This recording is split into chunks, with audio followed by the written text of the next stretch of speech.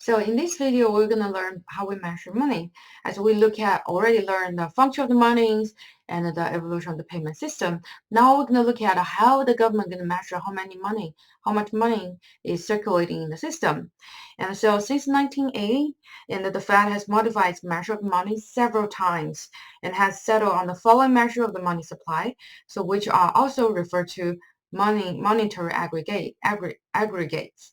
So the Fed very closely monitoring those measurements. The reason is because it's also indicating the performance of the economy. So we're going to look at this very important measurement. So first of all, and so how do we measure money? So which particular asset can we call money first? So first of all, we learn the money has a broader definition. It's not just about the cash in your pocket or coin in your pocket. Actually, it's involving more than that. So question here is, when we measure the money, especially use the measurement to indicating the performance of the economy, what can we do it? So actually for the Fed, they use a very easy and straightforward measurement to measure it. It is based on the liquidity of the money, the liquidity of a different type of money, liquidity of the money and assets. So first classes we call it M1. So M1 is the most liquid asset. It will including the currency, traveler's check, demand deposit, other checkable deposit. So let me explain the currency a little bit. So the currency itself is the cash. It literally means the cash and money in the non-banking system. So which means if you have cash in the ATM machine, it won't count M1. So it has to be the currency in the non-banking system. So like your individual, if you have a cash and a coin in your pocket or in your wallet, so those are contribute to the M1. Those are considered as currency. And the second is the traveler's check. So the traveler's check is the check. A traveler check is not issued by the bank. So the traveler's check is the check is not issued by the bank, and so as well as the checks issued by um, uh, traveler check is not the traveler's check not issued by the bank.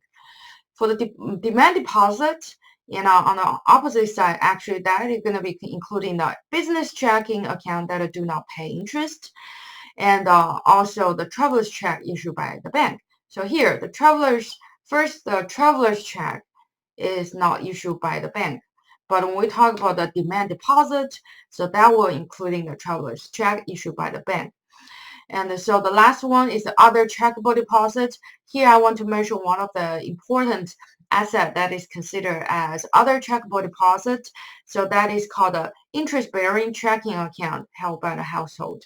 So interest-bearing checking account and held by the household.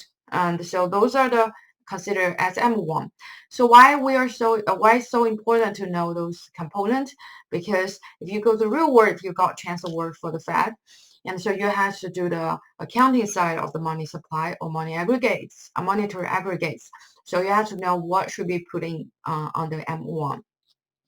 So this is the most liquid asset, which means it's very easy to transfer from one people to another. So how about the second ones? The second one is called M2. So M2 is less liquid compared with M1. And so M2 is including the following asset. So first of all, M2 including M1 as well. So M2 is not totally separate from M1. So M2 actually including the M1. So M2 including M1 and also including the small denominated time deposit. So time deposit. So we learned the time deposit in the first video of this chapter, the video from chapter. We learned this concept, denominated time deposit in chapter 2.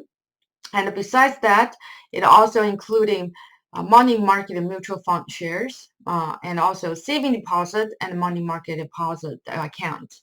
So obviously, besides M1, the rest of the assets, they are less liquid as the money, cash, and the checkable account. So that is how we measure M2. So M2 is less liquid. So here is an example about our M1, M2 in the whole system based on 2017 data. So one of the characteristics you can notice is this number, 3,559.8. So that is M1. And also, if you look at the current, that is the M1. So what does that mean? So that means we have more than 4,500 US currency held per person in the United States in a surprisingly larger number. So where are all this US dollar goes? If you look at your wallet, you might not have a lot. So who is holding those cash? Holding those cash? So actually, most of them holding by the criminal. And if you pay attention on the recent news about marijuana, so I know that many states actually legalize medical marijuana. However, in most states, as in the federal level, it's still illegal. So for the banks, so usually a bank, they're a national bank, so they have followed the federal law, so which means they actually won't be able to take the cash that is obtained by selling the marijuana. So what happens is they actually usually, when you're trading the marijuana, you have to use cash. And then also similarly like a drug dealer. So most of them are using the cash currencies. So that is who are holding the majority of the currency. And also besides the criminals and also foreigners, like people travel purchasing the US dollar, and actually in China, people by holding the US dollar and to consider as a hedge to hedge the inflation in China. So they're trading the US dollar as a investment. So that is where are all the US dollars. So the last thing we're going to look at is the characteristic among M1 and M2. So does it matter which measure of the money is considered? It definitely matters. And because, as I said, M1 is more liquid than M2. And the question here is, we know that M2 is including M1, but can they move in a different direction in the short run? So the conclusion is the choice of the monetary aggregation is important for policymakers. So if you look at this figure from 1960 to 2017, so M1 and M2, most of the time they move, they increase together, they decrease together. However, we're going to notice in a few years, so for instance, 2000, like in 1992 to 1995, and so the M2 dramatically decreased, on the contrary, M1 increased. And look at also similarly, if you look at 2004 to 2009, so the M2 increased, but M1 decreased. So in those situations, then you have to decide which M you should track on in order to make the proper policies. So that is the end of this chapter.